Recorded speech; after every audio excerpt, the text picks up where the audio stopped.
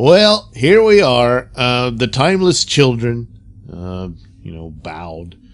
And that's it for Doctor Who Series 12.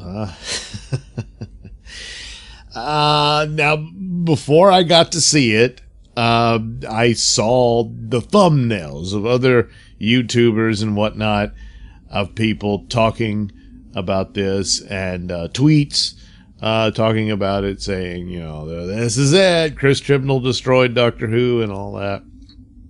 So I figured, okay, the leaks and rumors were pretty spot on, and this was going to be a retcon of Doctor Who's story, and it was. Maybe. Even this, Chibnall can only do it half-assed.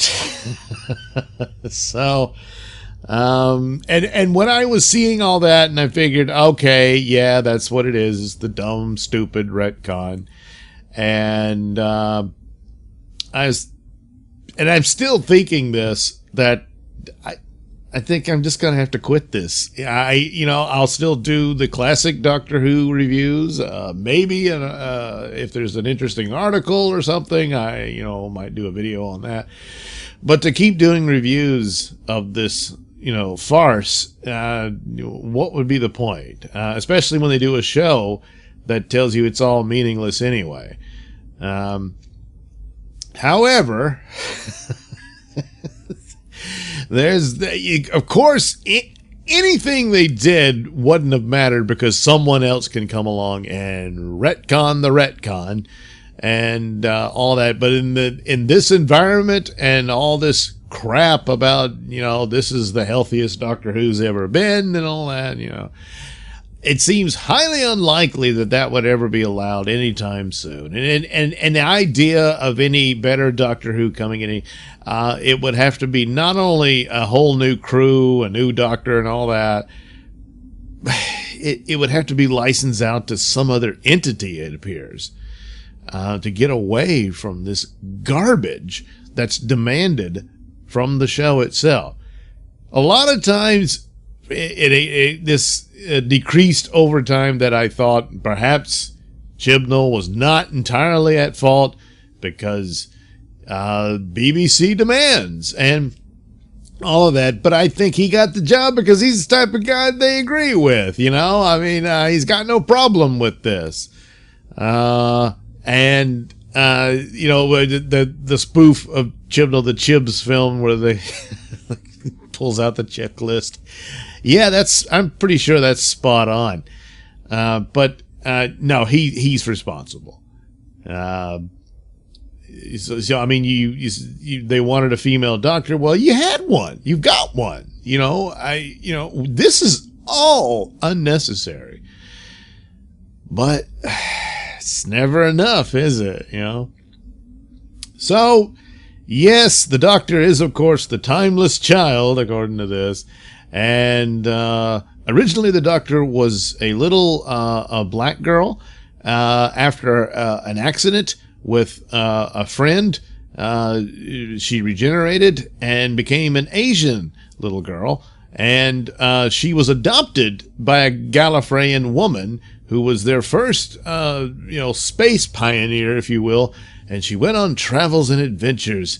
And gee, I wonder what that was going to inspire. And she finds this little girl in a strange, mysterious place from another dimension, maybe heaven, I don't know, and brings the girl back home. And then, of course, after the accident, discovers the girl has this ability to regenerate. Yeah.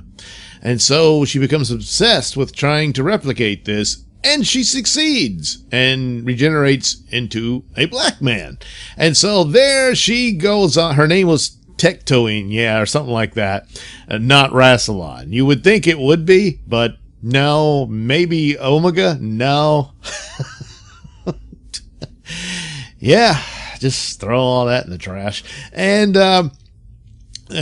seemingly overnight creates the Time Lords and builds the Citadel and everything. Oh God, it's so lazy and so stupid and doesn't address a whole lot. By the way, all of this takes place within the Matrix, which the Doctor has been in quite a few times before, most notably The Deadly Assassin and The Arc of Infinity. None of this ever came up, but the Master finds it some kind of way. Doesn't really explain that. And doesn't really explain at all as to why the Timeless Child is the Doctor. So there's one hopeful thing, I suppose, you could draw from that this could all be BS. And of course, it's coming from the Master. Yet the Doctor seemingly believes this. I mean, at first she's like, well, this isn't true. And I mean, but she's overreacting and collapsing and, oh my God, so she believes it. Yeah. But the Master's telling you this crap. And yet he never shows why. She says, what happened to the child? What became of the Timeless Child? And he says, oh, Doctor, don't you know? It was you, what? There's nothing there to tell you that. The whole thing about Brendan from last episode, well, that was supposed to be the Doctor too in some other form. I guess. That just thrown around, not thought out at all. The weird thing about that was like the ascension of the Cybermen. It's not a bad episode, but of course, damn it, you knew the follow-up was. I was going to say it's hell-bent all over again, but this is way worse than that. And the Cybermen, they're just there. And the companions, they're just there. They disguise themselves as Cybermen. Isn't that clever? And that's about, the lone Cyberman, nothing to him. He seemed cool and, this is an incredible new villain. And now he's gone. The Master kills him pretty quick. Uses the compression thing. He's just a collectible now. And turns out he had a death particle inside him that can kill all organic life. And that was his goal. And I mean, even the show says, well, this is a dumb idea. You're just going to be robots. Anybody can do that. But so the Master says, I got a better idea. So he kills the lone Cyberman. He takes the Cyberium because he really wanted that. Why? The Cyberium wouldn't have more information than he didn't already have. He was a Time Lord, for God's sakes. That's so stupid. But his master plan, get it? Master plan, was to take the corpses of Time Lords that he had killed and revive them as Cybermen, but they could regenerate. Now, how they didn't regenerate after he killed them, I don't know. But then he demonstrates this for the Doctor where one Cyberman kills another Cyber Time Lord, I guess, and it falls over, then begins to glow and regenerate. Now, can you guess what the problem is? You have a fully regenerated Time Lord in cyber armor. He wakes up and is like, what the hell? And takes off the armor and he's back. The body would reform. It would be a full-blown Time Lord guy in a stupid Cyberman suit. It wouldn't be obeying the Master's orders and all that. Oh, there was a way he could do that? Yeah? Where? Well, just fill in the blank. No, I'm tired of filling in the blank for the writers of this show. Because I'm not being paid. So... and so the whole Timeless Child business is all very brief in a lot of ways. Jo Martin shows up, but of course, what does she reveal? Can you guess? No, you can't, because she doesn't reveal a damn thing. She's just there. Is she from the past? Apparently, but doesn't really say it, no. And the TARDIS, what the hell? What the hell? The cool thing is we did get to see that control room again. Of course, it was a different TARDIS, but maybe that's significant, maybe. No, they don't think this through. It was just on hand because they built it for the Jo Martin episode. So there was that cool control room, which would be a hell of a lot better than the crap that Jodie has in the current TARDIS. But anyway, it was another TARDIS, and so she uses that to send the fam and the surviving humans back to the 21st century. And that's another thing, the surviving humans, because a lot of people were saying, hey, there's only 7 people left. What's the point? Plus, why are the Cybermen killing them all when they needed humans to assimilate? But of course, now we know the lone Cyberman was to just have robots. Yeah. And then, but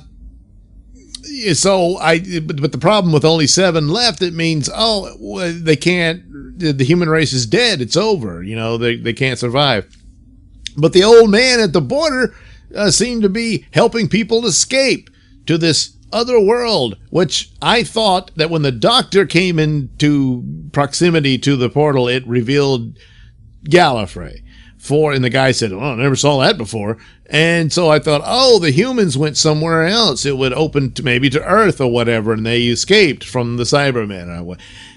Apparently not. I don't know where they are. They didn't. I guess it's just not important. I don't know.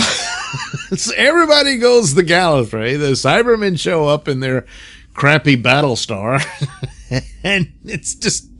So it was always just a portal to Gallifrey, I guess, and that's it. That's all humanity, and it really doesn't matter. So, yeah, they escape, and the other TARDIS, I don't know.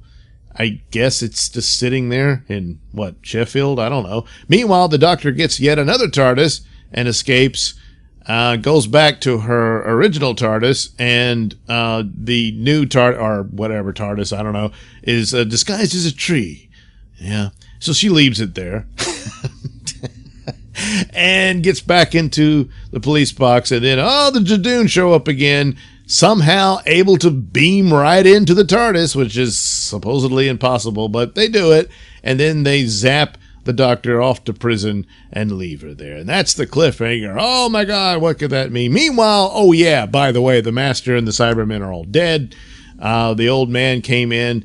The Doctor was going to kill everybody with the death particle, but she just couldn't do it. So the old man comes in, I'll do it. And so the Doctor says, all right, and runs away when the idea was for the Doctor couldn't go through with it. But hey, old man, you can do it. I'm out of here. That kind of defeats that whole big deal. Meanwhile, the Master seems to have a death wish. How about that? Boy, that's something, isn't it? Because the whole plot of the Master from the old days was to be immortal. And was constantly looking for ways to cheat it, even though his 12 regenerations ended and all that. Yeah. So, now he just kind of wants to die, but just can't quite do it himself, I guess. Although he almost did, because he thought that if he killed the lone Cyberman, the death particle would activate and he would die. And he said, it was quite a gamble, but it didn't work. And then just kill yourself. So he's mad at the Doctor now. Because what, is he the successor to Missy, or is he another Master from another realm? No, he probably is the regeneration from Missy. How that happened, I don't know, because supposedly, he couldn't do it anymore. But Missy regenerated into this guy. He goes back to Gallifrey for whatever reason, discovers this secret, somehow single-handedly kills all the Time Lords, destroys Gallifrey. The Daleks couldn't do it with their, billions of legions or whatever. And, but he does it and finds this secret, or had found it, oh God, so bad.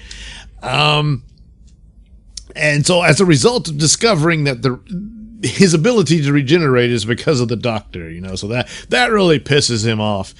Oh God. Oh God. When perpetual regeneration was the sort of thing, he wanted to pursue. Yeah. So there's no Rassilon, never shows up in any of this. They just forgot about that. I guess it doesn't matter. Tecto, whatever is so of course the first real Gallifreyan adventurer was a woman. That's important too, I guess. I don't know. Oh, God. And, of course, threw in some quick blink and you missed it scenes of the Doctor escaping the Matrix, and showed a lot of course, all the other Doctors. And then the faces from the Morbius episode in the brain of Morbius, which, Jesus, those faces were Morbius. It's obvious that's what it was. I don't care that the studio head said they kind of talked about that. What if the Doctor had other lives? But it was not in the narrative. Otherwise, I guess Morbius just never regenerated. You know, he didn't have other lives. He's just some Time Lord who just decided, you know what? I'm not doing it. You would think the guy had run out by the time he got executed, and then what's-his-face saves his brain and brings him back in the Frankenstein body. You know, but I guess he just didn't have any other lives. So, yeah. So that's it. You know, it leaves a lot nebulous here. Doesn't really confirm anything. Just shows a bunch of imagery. The Master prancing around. There's no real story here. Really piss poor work. Which is odd, coming after a show that was kind of had its act together. And then there's this. The companions, it doesn't matter. It doesn't matter. Now, the Doctor is separated from them. Maybe that's it. They're back home, and they're like, well, gee, I wonder if the Doctor made it. I don't know, but let's get back to our lives. But I'm afraid not. They'll probably be back for the next one. And is there any reason to watch it? I don't know. What is the deal with the gaps in time of putting the show back on? It's not going to come back until the fall of next year. I mean, but it's the healthiest it's ever been. So it's all very sad, but it's kind of cruel that you give a show that's kind of like Doctor Who, and then you follow it up with this crap, you know? So, yeah. So, yeah, I suppose you can say, it was all a trick, you know, and none of that really happened, and Hartnell was the first Doctor, which, of course, he was. This is absolute nonsense, so, yeah, we'll see, but, I don't know. I might just read somebody else's review and say, oh, they retconned that, did they? Well, that's nice. Anyway, I'll be starting the Tom Baker years in my classic reviews of old Doctor Who. So check that out. Anyway, thank you for watching and listening. Say, why not like and subscribe, and check out that link description below. That'll take you to my mini stores that have plenty of goodies for you. And, of course, you can pick up a copy of my comic book, Night Night, over at IndiePlanet.com. And you can check out the Mr Nailsin Show on RadioMisfits.com or iTunes, Stitcher, wherever you want to get your podcast. And you can also watch my videos over at BitChute. That's the Mr Nailsin channel on BitChute.com.